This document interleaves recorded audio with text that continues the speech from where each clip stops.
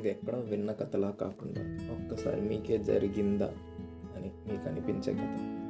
So ఇది మురళి అనే అబ్బాయి చాలా హ్యాపీగా ఉన్నప్పుడు రాసుకున్నది కాదు, కాబట్టి కొంచెం గమనించండి. అతని లైఫ్లో అన్నీ హ్యాపీగా ఉన్నాయి, అన్నీ దొరుకుతున్నాయి నిజంగా.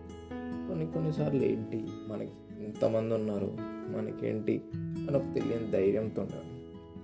కొన్నిసార్లు ఏమో అస్సలు ఎవరు లేరు, నాకు ఎవరు ఏం కారు అనుకుంటూ తనని తాను తిట్టుకుంటూ పడుకున్న రోజులు ఉన్నాయి.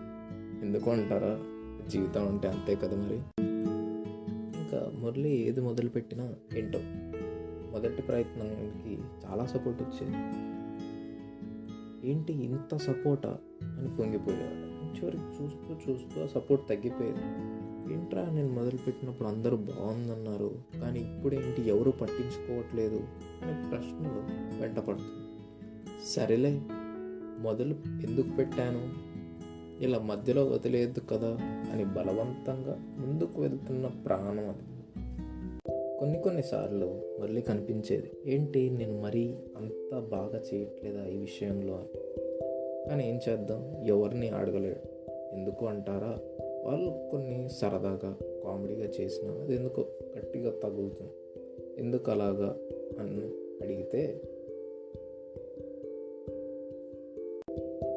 అడిగితే ఇష్టంగా చేసింది బాగలేదు అంటే కొంచెం బాధగా ఉంటుంది కదా.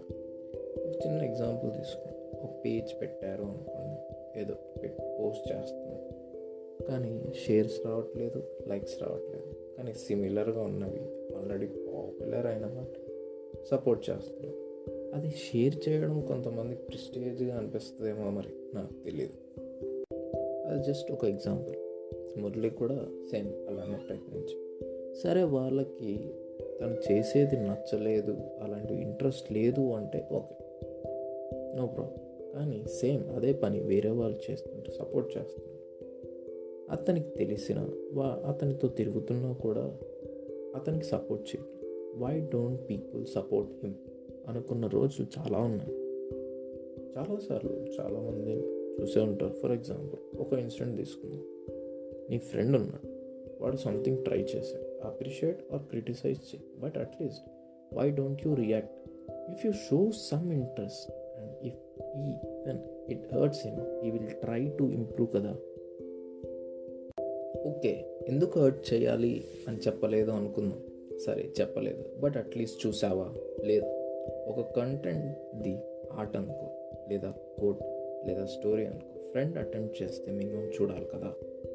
అదే సుజన తిన్నావారా, ఇది పని కట్టుకొని మరి షేర్ చేసాం, డాటా లేకపోతే హాట్స్పాట్ క్రియేట్ చేయించుకొని మరి షేర్ చేసాం. Wow, great guys, well done, actually you shared such a great content అండి. అవి మాత్రం ఫుల్ షేర్ చేస్తాం కదా. ఎందుకు అసలు మనకి అంటారా, ఈవెన్ ఇఫ్ యూ షేర్ ఏమవుతుంది, అండ్ లైక్ చేసినా చెయ్యకున్నా ఏంటి అసలు డిఫరెన్స్ అంటారా? ఈరోజు నేను మీకు చెప్తుంది, మీరు వింటుంది ఒక suicide note. Yes, this is a suicide note, but he is not dying here. No, he is not that foolish, but he stopped attempting on his talent and he is killing it because he dreamt of getting appreciation from people, and when he got to know people are shitty, so for them, no need for his work to reach them. Let it die within him and let it rest it at. But with the talent at rest, he smiles and suffers alone within, but will survive because that is life and he knows it. And later on, Murli realize అయ్యింది ఏంటి అంటే, passion అంటే పక్కన వాళ్ళకి కిక్కేయడం కాదు, అతనికి కిక్కిచ్చే పని చేయడం. అలా రియలైజ్ అయ్యాడు కాబట్టి రైటింగ్ కంటిన్యూ చేశాడు. His book Crossing the Clouds will be out very soon. All the best to you, Murli.